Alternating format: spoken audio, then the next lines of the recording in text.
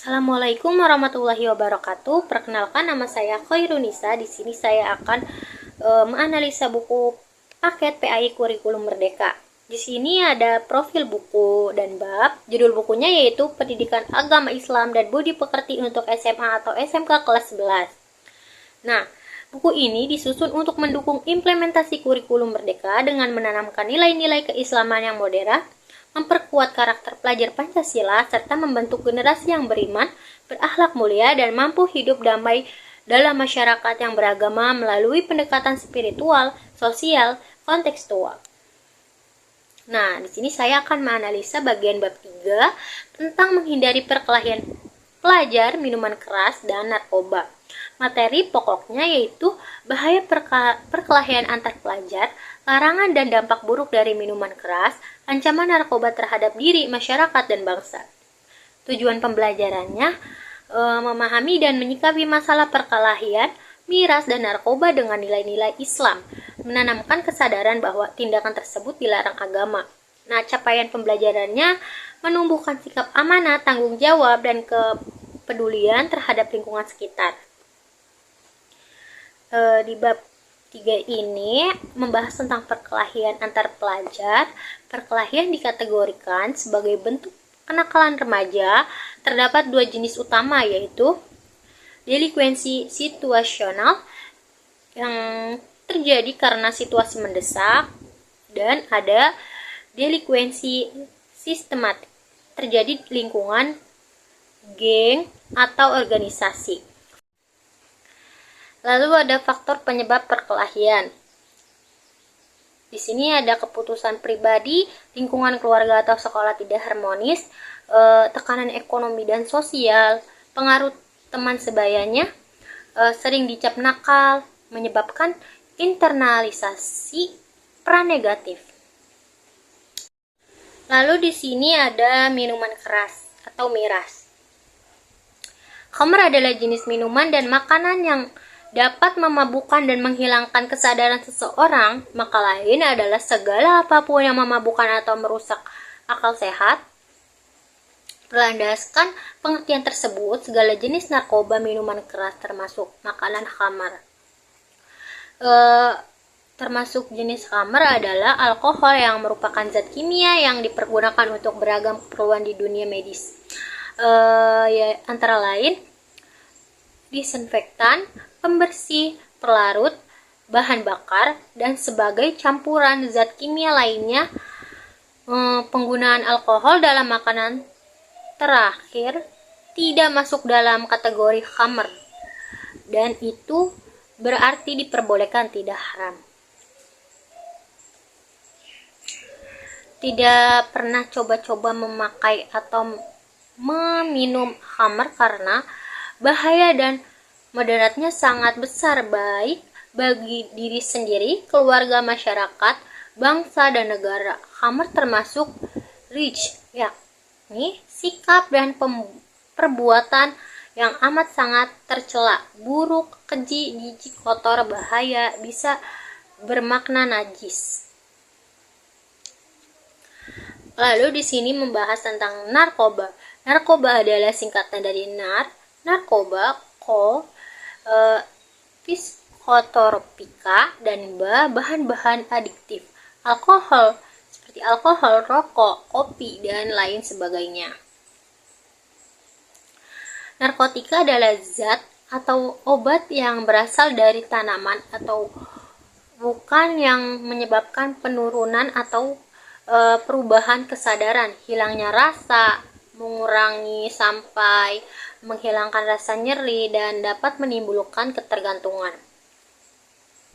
Psikotropika adalah zat atau obat baik alamiah maupun sintetis yang berkhasiat psikoaktif melalui pengaruh selektif pada susunan saraf pusat yang menyebabkan perubahan khas pada aktivitas mental dan perilaku. Zat adiktif adalah obat serta bahan-bahan aktif yang jika dikonsumsi oleh organisme hidup menyebabkan kerja biologis serta menimbulkan ketergantungan atau adiksi yang sulit dihentikan dan berefek ingin menggunakannya secara terus-menerus. Segala jenis obat psikotropika dan narkotika meski tidak mengandung alkohol, ia tetap haram digunakan sebab dampak negatifnya sangat buruk sekali. Baik dilihat dari sisi akal, pikiran, kesehatan, harta benda maupun kepribadian bagi semua. Nah, upaya pencegahan dan solusi Islam yaitu meningkatkan iman dan kesadaran hukum Islam sejak dini. Lalu ada membangun keluarga harmonis dan sekolah yang peduli.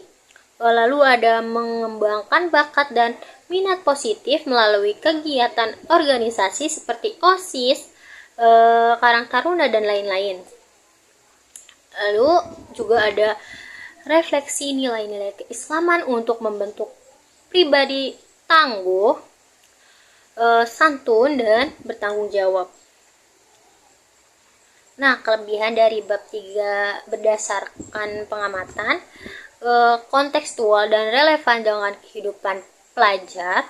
Bab ini membahas isu-isu yang sangat dekat dengan kehidupan remaja, seperti tawuran, miras, dan narkoba. Hal ini menjadikan materi lebih bermakna dan aplikatif karena berkaitan langsung dengan realitas sosial yang mereka hadapi.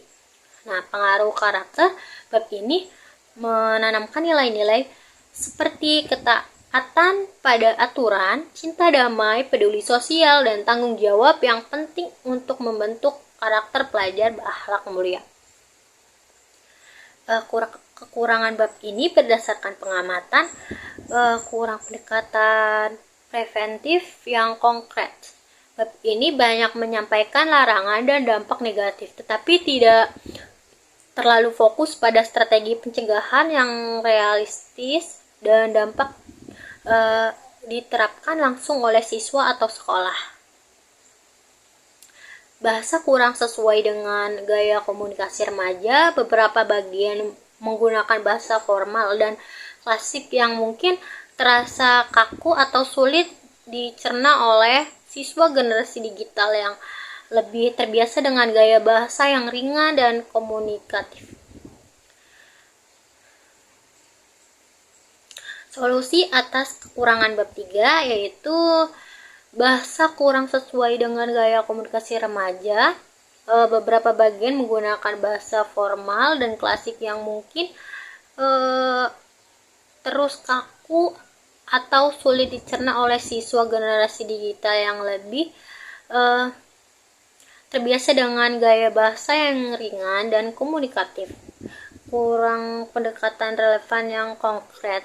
Solusi sederhananya yaitu tambahkan bagian yang menjelaskan langkah-langkah mudah untuk mencegah perkelahian, miras, dan narkoba, seperti pilih teman yang baik, bertemanlah dengan orang yang suka hal positif dan menjauh dari masalah, berani bilang tidak, jangan takut menolak ajakan buruk meskipun dari teman sendiri. Isi waktu luang dengan kegiatan positif, ikut ekstrakurikuler, olahraga, atau kegiatan masjid agar tidak mudah terbawa arus negatif. Ceritakan masalah ke orang dewasa.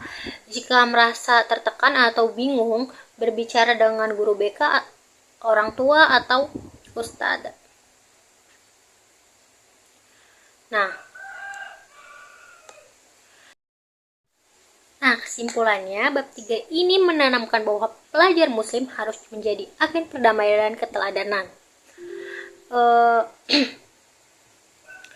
Perkelahian, miras, dan narkoba bukan hanya masalah sosial tetapi juga personal, moral, dan spiritual yang harus ditanggulangi dengan pendekatan keluarga, sekolah, dan iman. Sekian dari saya. Wassalamualaikum warahmatullahi wabarakatuh.